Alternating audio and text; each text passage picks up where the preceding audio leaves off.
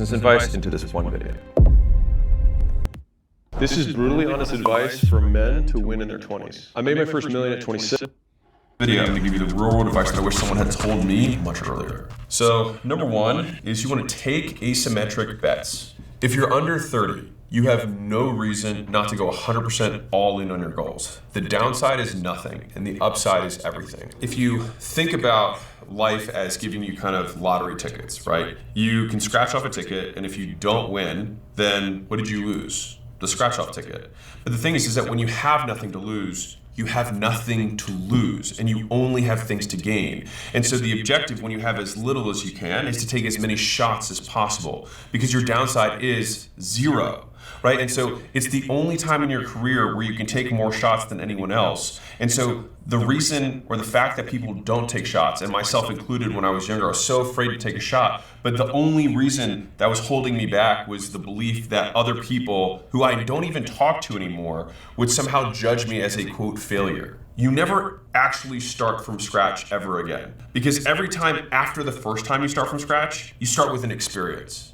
So you still always net a positive. And so that's the beautiful thing about taking shots, is that you either get the big win, or more likely, you learn something, and then that learning compounds. And so the thing is that I had a misunderstanding of how success worked, which is that it's far more stacking many things on top of each other than it is nothing, nothing, nothing, and then something works, right? And so if you imagine success like a bridge, right? So you're over here, and you've got this chasm that you have to get across, right? This is, let's say there's alligators here and lava and all sorts of stuff, right? And then there's you over here who's got, your big smiley face, and you're happy and you're doing all the stuff you want.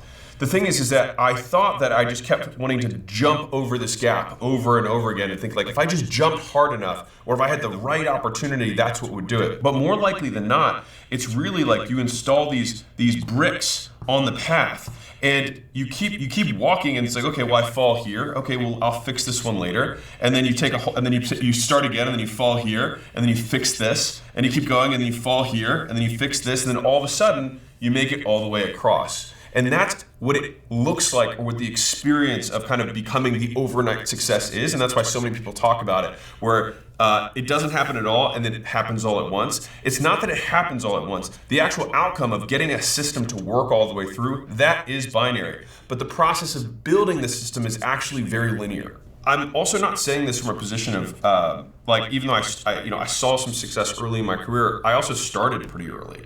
And so I had 9 failed businesses, 9, before I had one that really worked. And so I bring this up to say that, I don't know what failure you're on right now. Maybe you're on 0 failures, you're on 1 failure or 2 failures, but you have way more failures in you. At the end of the day, one of the big realizations I had is that since life is an infinite game, and what that means is that there are games where you have a defined time period, and at the end you count the score, right? And then there's infinite games where the only point of the game is to keep playing the game. And so the point of marriage is not to get married, it's to stay married. The point of health is not to get healthy, it's to stay healthy. And the point of business is not to get into business, but to stay in business. And so basically the only thing that you have to do to stay in business is to choose to continue to fight. And so once you realize that, then you realize that you become a success the moment you decide you are, because being successful is far more about being in the game, about being in the arena. And so when you're in your 20s, what you lack in experience, you have to make up for in effort and hours. And believing otherwise leads to a life of, honestly, well-deserved mediocrity. So if you're hearing this, you're like, okay, I got it. I need to take more bets, and I need to take maybe riskier bets because my downside is nothing. All right, well, which bets do I take? So number 2, don't follow your passion.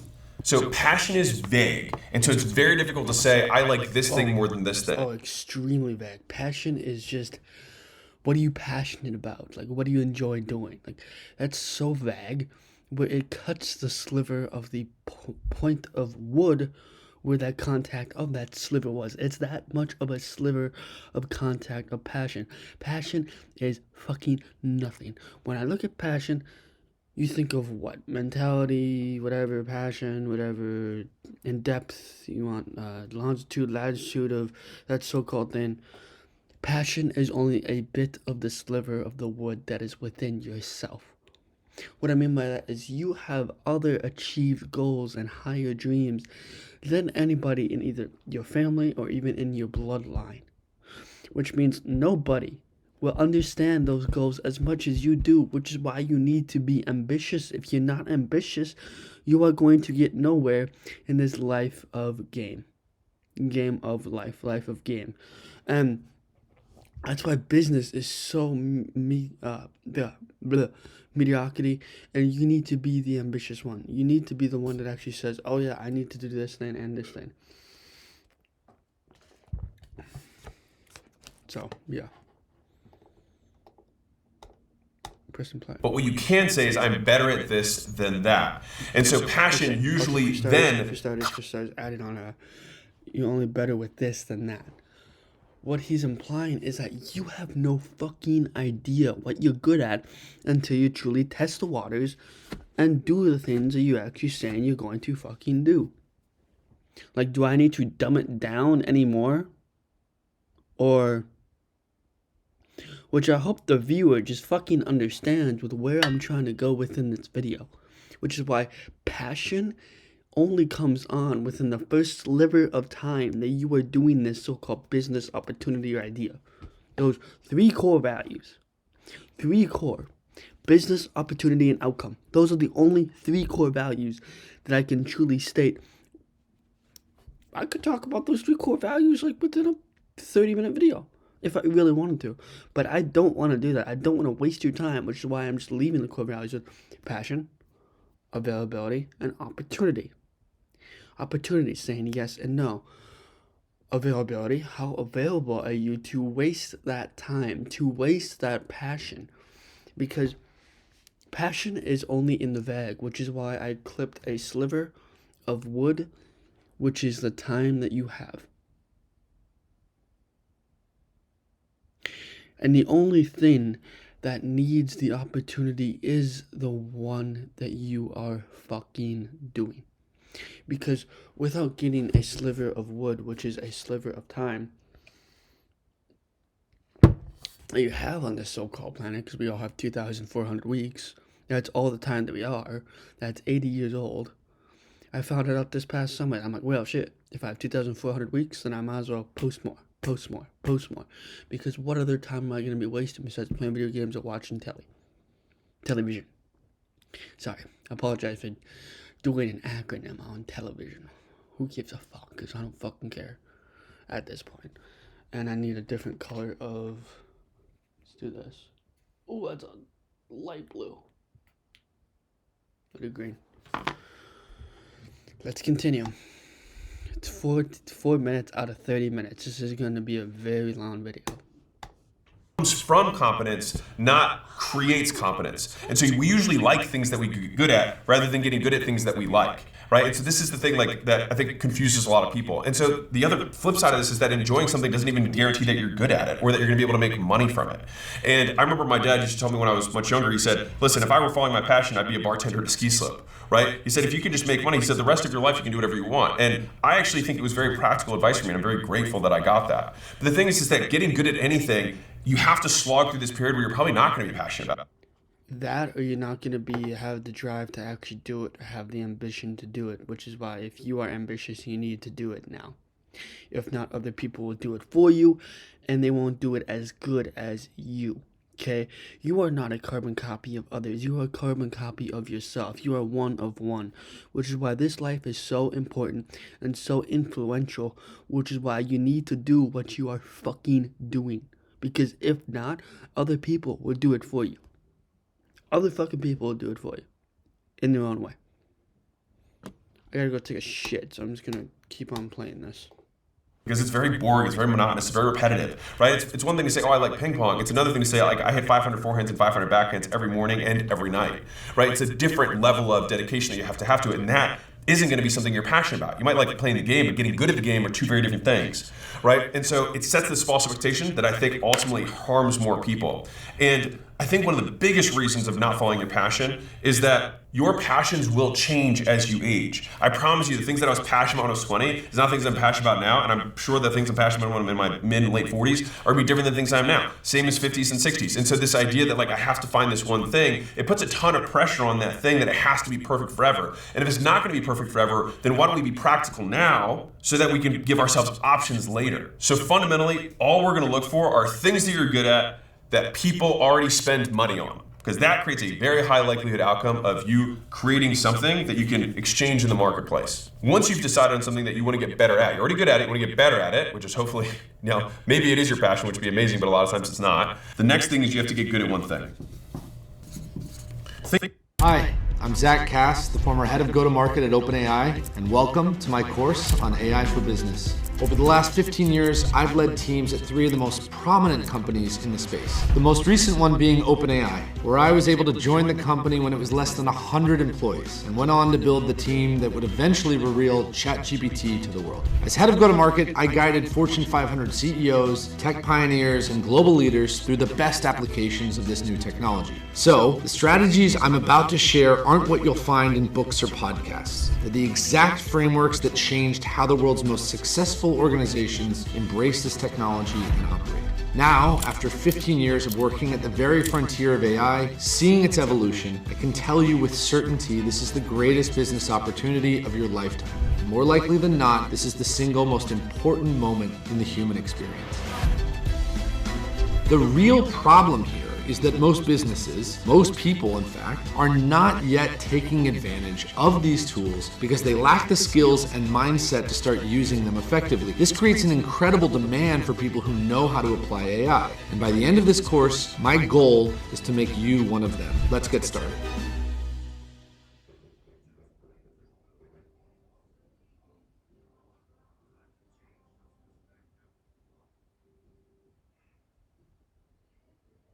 Creating a website can be complex.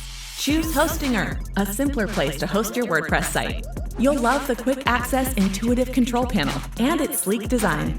The built-in plugin scanner detects security flaws in real time and patches them to protect your WordPress site. The scanner also automatically updates your plugins to prevent malware attacks and secures your site to keep spam away. WordPress has great SEO tools to help people easily find your blog or online store on search engines and drive more traffic to it.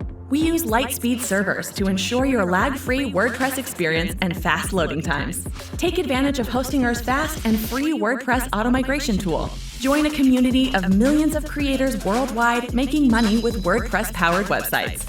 And at low cost, just as web hosting is supposed to be. All Hostinger premium plans come with a free domain and asset. Think about the equal opposite of this. How would I get someone to be poor? I would get them to keep starting new things rather. Or just don't do anything and act like you are acting right now. So be fucking poor. Don't work the job. Don't work the thing. Don't do the business. Do the things that make you happy. Do the things that get the bills fucking paid. Then work on the side hustle, is what he's implying. Getting good at one thing. And so do you remember that guy who got rich drop shipping, day trading, buying crypto, and wholesaling all at the same time? Yeah, me neither. You have to focus. And it's arrogant to think that you can do multiple things at once and beat someone who does one thing with all their effort. You have to pick one thing and go all in, and then you become the one who's hard to beat. So I told you earlier that I had 9 failed businesses. Now, here's the part that a lot of people don't know. 6 of those I had at the same time. And so I like to tell people, it's like, oh yeah, I'm a CEO, I've got multiple companies, right? Like kind of the way I do now, but it's very different now because the thing is that I actually have CEOs who run those businesses, right? Not me. Because you can only be CEO of one thing. You can only drive one thing. Now, I drive acquisition.com. Right, but CEOs of each of the divisions of each of the portfolio companies, like those are people who run their own profit and loss statements. And I didn't understand that. And so I had a chiropractor agency, a dental agency, a gym launch business where we did turnarounds. And then I also had 5 gyms of my own at the time. All right, depending on how you want to describe it, I had 5 locations plus the 3, so I had 8. It's a lot. All right, it's too much. And because of that, I was stressed out of my mind. I was so spread thin. And basically, I had lots of things that generated revenue, and I didn't make any money. The only thing that it fed was my ego, not my bank account. When did this big turnaround happen for me? Layla came into my life and she was like, hey, you're clearly really good at this one thing. Why don't we just cut everything else? And that's exactly what I did. And it was the hardest period of my life because I had to shut down all the other businesses but one, which also meant that I had to end partnerships with all these different other people that were relying on me. And that was hard. I'm not gonna lie, like it was not fun. Like these are people that I liked. But I had to make this decision. I had to cut off the life that I didn't want to have the life I wanted. If you want to impress people who are poor, talk about how many things you do. If you want to impress people who are rich, talk about how good you are at one thing. Like at the end of the day, your ability to demonstrate excellence is going to be the only thing that someone who is ahead of you will look at. And so you only fool the people who have no idea. And I'll be real, there's a lot of people who have no idea. So the thing is that this is where the whole imposter syndrome will start creeping up on you. Because you're like, man, I kind of feel like a little bit of imposter. Because you are. You're misrepresenting yourself. You know you're not as successful as you pretend to be. And so if you want to eliminate imposter syndrome, just stop lying. When I say lying, people are like, I don't lie. If you present something in a way that you know is going to be perceived differently than what reality is, posturing, in my opinion, lying. You're misrepresenting. What you want to be able to do is state the facts and tell the truth. Period. And then if those facts and truth are not compelling and do not get you status, then change the facts and change the truth. Meaning, not that you lie about them, but you work so hard that the truth is compelling. And sometimes that takes time. But I promise you, the people who are all in on the imposter stuff, the guys that I knew that were, when I was in my 20s, who were kind of like hustle bros, whatever, a lot of those guys faded, or they're still like jumping from thing to thing to thing, kind of like pretending to be successful. But like, I know that they're barely able to afford their house. At the end of the day, it's a choice that you have to make. Do I want to pretend to be rich? Do I want to pretend to be successful? Do I want to look like I'm successful? Or do I want to be successful? Which more likely is do the things that success requires, which today do not look like success. It looks like a very long string of failures because you will be rewarded far more in life for your determination than your intelligence. But the problem with determination is that in the short term, it looks like a long string of failures until it works. Okay, so you're like, got it, I'm gonna focus. Now let me give you something that's gonna help you stay focused. Number 4, stop networking. All right, now this is a really, really important point. Now, it's not that I even have some big problem with networking overall. That's actually not my point. It's more that there are seasons of life, right? In the beginning, you're in exploration. I grabbed this from Naval and I really love it. Later on, you get into exploitation, which is where you go all in, right? And so the thing is that in the beginning, you're tasting lots of stuff. You're trying to figure out what you are good at or have some proclivity towards. When you have that proclivity, then it becomes very clear, now is the time to cut everything else so that we can focus and go deep. Right? So you go broad in the beginning so that you can figure out what you to go deep on. The broad period that you're in is never the period where you're going to make money. Like this is the part you have to get. I'd say from the beginning of when I started until I really graduated from it was about 5 years. It's less of a binary, more of a continuum. In the beginning you taste lots of stuff and then you just have to, because in the beginning you have to say yes to things. You have to say yes because you're so bad, you're so scared, you never want to say yes. But you learn to say yes a little bit, and then you say yes more, and then you say yes more, and then very quickly you learn to say yes and get overwhelmed. And so the only way out of this yes trap is you have to start practicing to say no. And if you're like, wait a second, that means that I have to change what I do. Welcome to entrepreneurship. Like you have to learn, you have to evolve, you have to grow. So let me give you a very tactical example. So if you're debating between going to a networking event, right? Or like a lunch with some dude who's like, hey, we should collaborate, we should synergize, we should maybe trade ideas, let me pick your brain, whatever, right? And if you're picking between any of those things and working, choose the work. Because when the work works out, the people will still be there to take your call. But if you never do the work, no amount of networking will get the work done for you. And the bonus or negative bonus here is that if you don't get the work done, they're not going to take your call in the future. And so they're willing to take the call today with whatever small amount of success that you have. But if you lose that success because you get distracted, they're not going to take the call in the future. That door will be open, I promise. And not only will that door be open, 100 other doors will open for you if you win. During this season, losers congregate. Winners isolate. If everyone was supposed to win, they would have made podiums bigger. The top of the mountain isn't supposed to fit a lot of people. It's normal. The air is harder to breathe. And the thing is if all of this seems antithetical or different than what you've heard or what other people around you are experiencing, ask yourself, do those people have the lives you want? A great way to make a mistake is to ask someone else's idea about your idea who has no idea. When you make this transition from going from the exploration period to the exploitation phase, you go from many looser connections to a very few tight ones. I tend to be very transactional as a person, but I think we all are, and some people are just open about it. Too, I'm very transactional. I like to open up when people open up for the connection aspect. But a lot of people are transactional, like you said, which only people open up when other people open up, which I'm that way, but I'd rather open up and then have the other person open up when they feel comfortable with opening up. I also tend to push people away a lot quicker too. So it's not like I'm trying to do it, but I apologize. Everybody on some level does some sort of math in their head of like, this person in my life, I get more benefits than I have costs. But the thing is that if you want to raise the standard of your life, you have to raise the standard of the people who you surround yourself with. Because the fastest way to change your life is to change who you're friends with. Because that reference group is ultimately going to be what you compare yourself to. And so if you change who you compare yourself to, all of a sudden, you will create deprivation around the difference between where they're at and where you're at. The only way that people let you into circles that you don't deserve to be in is work ethic. There is no other way. It is the universal currency of respect across cultures, across time periods, across cohorts, across generations. An old man will respect a young man who hustles. And they will always be willing to give time to somebody who they think will execute. Like that was my secret. And it still is my secret. Like I network with people who are I punch above my weight class in terms of the people that I'm connected with because they know that I'll do the work. And so they don't feel like they're wasting their time by helping. Because the thing is a lot of people are actually very happy to help you. What they aren't happy to do is waste their time helping you when you actually don't help yourself. And so I've shed friends at every season of my life, and my close circle has always been very small. Like very small. But the thing is that I think of my life in kind of seasons, right? And so you're gonna have friends for this season and maybe you keep them for life, but maybe you don't. And I think giving yourself permission to say like, that was that season and they were amazing friends for the objectives that I had then. And then my objectives changed. And it's not really fair to them to say, hey, I'm completely changing all the things that I'm doing. You have to still be friends with me. It might not make sense for them. And so not keeping this expectation over them has helped me kind of like free myself of that so that I can reinvest the time that I have in friends that I think will help me get to where I'm trying to go next. Okay, so if we're taking these big bets and we're following something that we're good at rather than that we're passionate about, and we're not gonna get distracted, we're doubling down on one thing, and we're turning off these other things that in the beginning we were exploring, the little lunches, the little networking, because we know that if we just succeed at this one thing, all of those doors will be open. What do we do to make money? So let me give you a money rule. Money loves speed. And this will relate back to the asymmetric bets.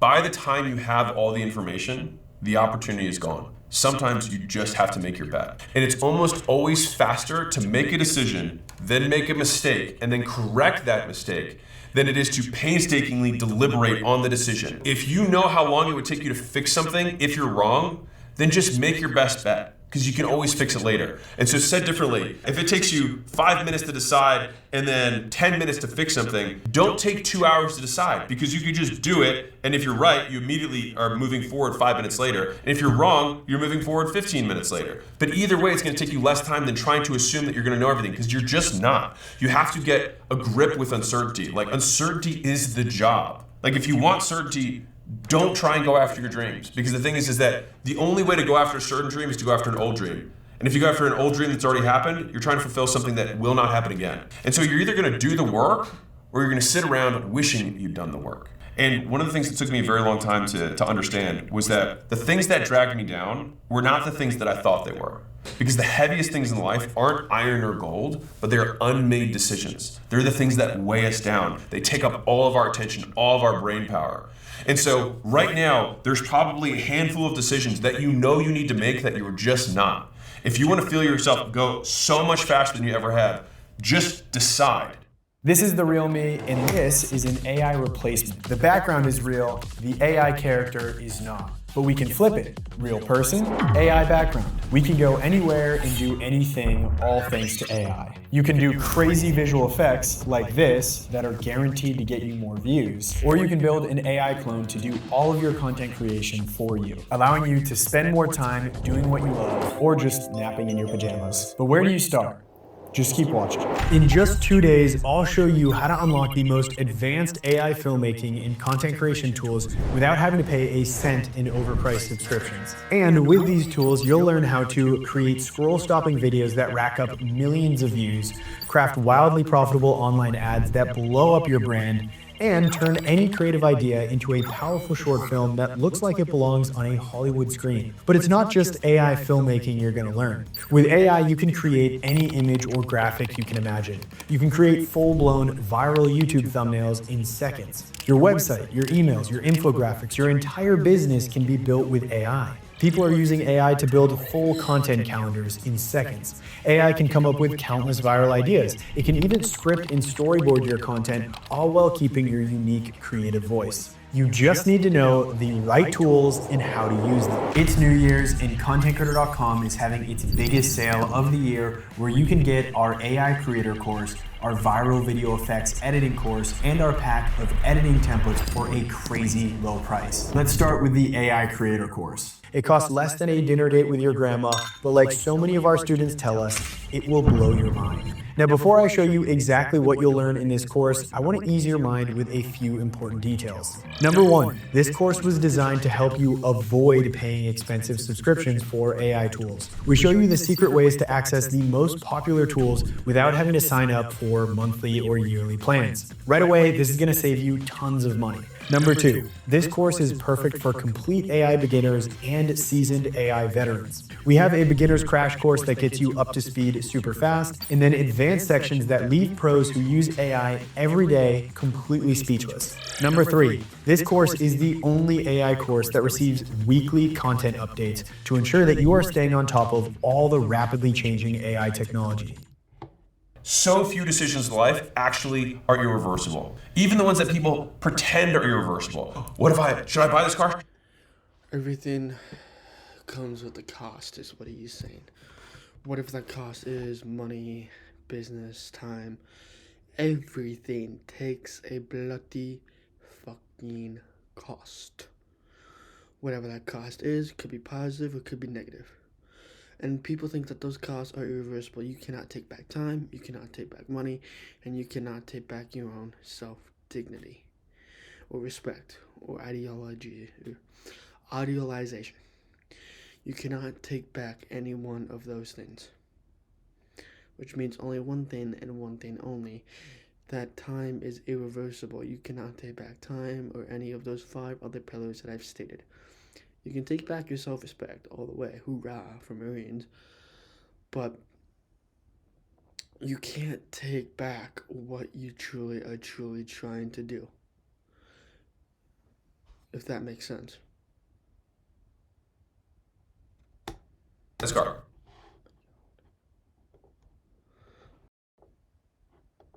You can buy it and then flip it. It's not like you can't sell it again. Agreed. Right?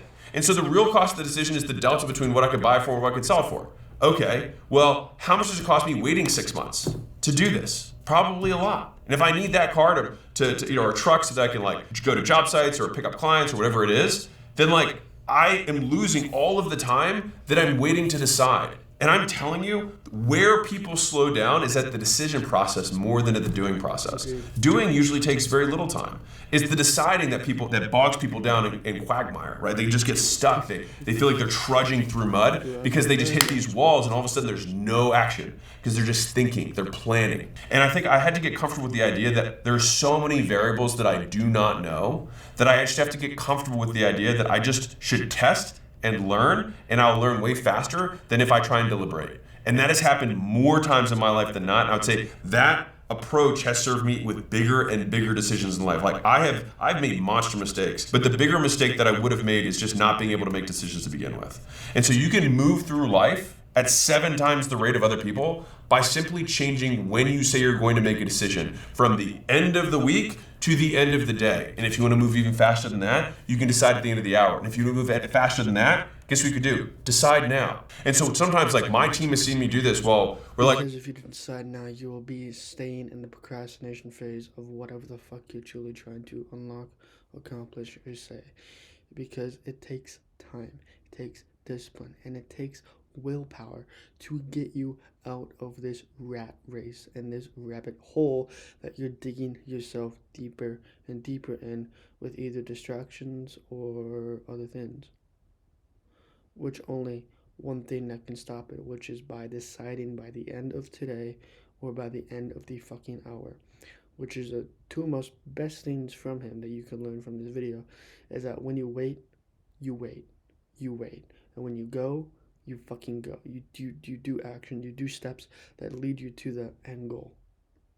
And if you don't do that, other people will do it for you. Doesn't matter if it's your friend, doesn't matter if it's somebody that you have no idea. Other people will make the videos for you. Other people will do the things that you are saying that you are doing, but you are not fucking doing.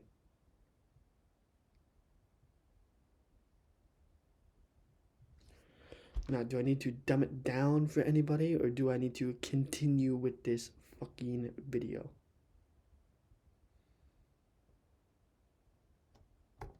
Okay, so we got to make this decision, and people are always like, yeah, let's kick that to next meeting, or let's circle back, let's go offline for that. It's like, no, let's confront. Let's just choose. Let's pick. Which vendor are we going with? Which website design do we like? What headline are we going to use? What's the ad hook that we're going to go with? Just pick. That's why all of this stuff comes down to bets. If you want to have a future that you want, you have to get comfortable with risk. So if money loves speed, where are some of the money potholes? So number 6, pay off your debt. Now I'm going to hit you with something. If you don't pay off your debt, you will be not debt free. You'll be in so much debt where you don't even know where that life could take you.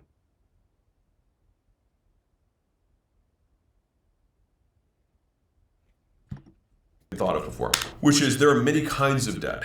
There's obviously financial debt, but the biggest and most expensive debt is ignorance debt. It's the cost of what you do not know, but should. And to be clear, I still pay off ignorance debt every day. It's the debt in skills and knowledge that I should know to get faster and further to where I'm trying to go, but I don't. And so I have to just fail until I get this knowledge. But the thing is that if I don't fail, I will never get it. I am willing to pay in looking bad, in money lost, in time lost, in people judging me, to make bets. And so I like this perspective on experts, which is that an expert is just somebody who's made all the mistakes you can make in a very narrow field. You have to learn. I like that experts make all the ambitious or all the bets that they have taken down the line in a very narrow niche or a very narrow field. I like that a lot, because when you become expert, you need 100,000 hours, if not 400,000 hours of doing the things you're doing, saying things you're saying, and reflecting on the videos that you have made. Because if not, other people will do it for you.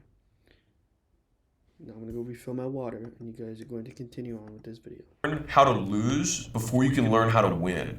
And the first rule of losing is that you didn't lose, you just learned. You paid down the most expensive debt. So then the question is, if you know that you have to pay this debt off, why aren't you?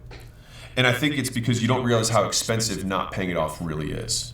And so know the price of inaction. Well, the holidays have come and gone once again, but if you've forgotten to get that special someone in your life a gift, well, Mint Mobile is extending their holiday offer of half off unlimited wireless. So here's the idea. You get it now, you call it an early present for next year, like 11 months early, which takes you from the worst ever to the best ever. You already f***ed up, right? What do you have to lose? Look, I realize this pitch may not work.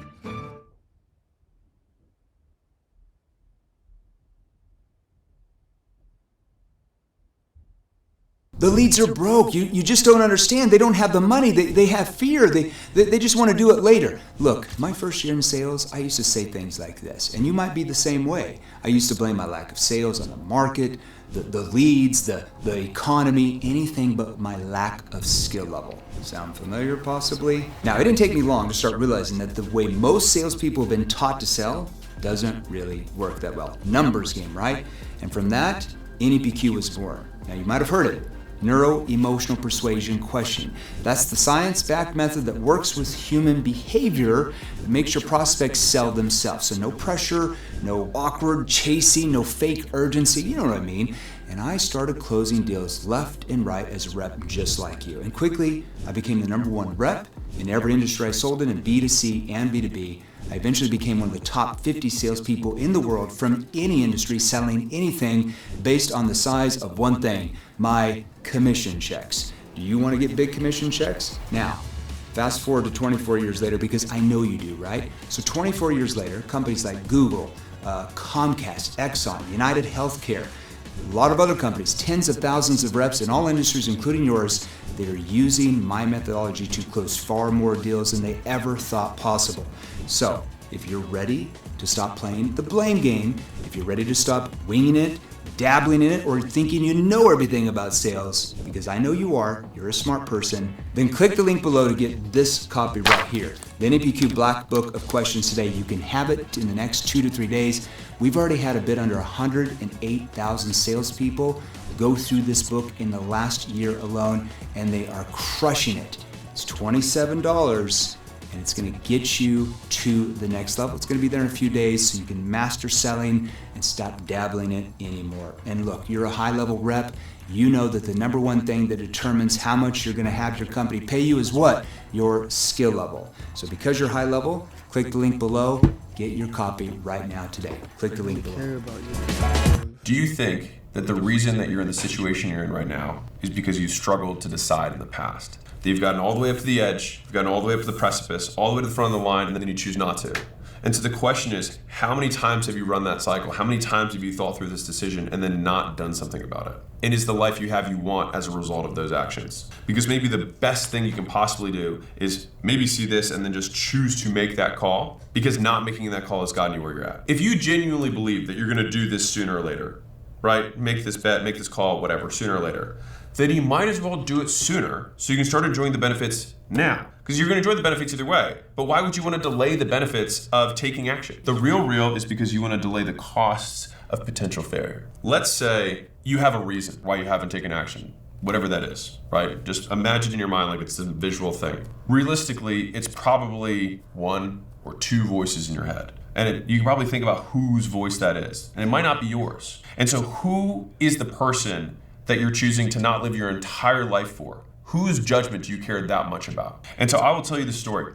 I almost didn't sell Gym Launch because I thought that $46 million was not enough to impress a specific colleague of mine. Real talk. I was very, very hesitant to sell the company. And the main reason is because I thought that they would think that that wasn't that impressive. And when I thought about that, I was like, wow. I was like, and this wasn't family, this wasn't friends, this was just kind of a colleague that I respected. When I was able to really listen to the voice, whose voice does this belong to? And what are they saying? And most importantly, is that the person who I want to give control over my entire life? And once I saw that, I was like, well, that's ridiculous. I don't care about this. They're usually subconscious. Like, you don't notice them unless you listen for the voice, unless you name the voice. Am I really gonna let John be the reason that I don't get married to this girl? Is Joe really gonna be the reason that I don't raise my prices? Is Sarah really the reason why I'm not gonna sell this thing? Ridiculous. But people do it, myself included, every day. And look, this isn't going to be easy, right? Building these skills, losing friends, taking bets, taking losses, you might find yourself stuck and then blaming your previous experiences, which is why, number 8, get over yourself. Everyone's childhood was difficult. Get over it. And if you want to win the award for hardest childhood, congratulations, I'll give it to you. You have the hardest childhood. You win. Feel better? Right. No one cares about what happened to you then, only what you can make happen now. And so the only person that's satisfied with whatever that reason is you. And everyone else calls that reason an excuse. And at the end of the day, do you want to get to your life and have everyone be like, you know what, he wasn't successful, but he had a lot of really good reasons. Wouldn't it be so much more powerful to say he had all these reasons he shouldn't have been successful, but was anyways? Like, those reasons actually give you even more fuel because you become a stronger story to everyone else. Like, no one cares when the silver spoon kid succeeds, really. And so all of the reasons that you can normally tell yourself of why you shouldn't do it are sometimes the best reasons of why you should. If you had disadvantages, I agree with you. Like, you're right. It's harder to be successful if this thing happened to you, or if you're born with X, or you're in this gender, or this race, or you have this birth deformity, or you speak a different language, or you're born in a different country, or you had abuse, whatever. So the main point is, despite the disadvantage, you only have one choice. What are you gonna do? You can take action anyway and become proof to other people, like you, your people, who are also born into your situation, whether it was abuse, whether it was your gender, whether it was your race, whether it was your country, and you can prove to them, or prove to yourself, that you can overcome it and that they can overcome it too. Or you can do what the vast majority of people do, is that they protect their ego and blame and complain. And to be clear, this is not a pulpit. You can do whatever you want. I support your choice. Go you. But only one of those decisions is gonna make you better. And likely only one of those decisions is going to get you closer to where you want to go. Because at the end of the day, here's the TLDR. Losers define themselves by what has happened to them. Winner.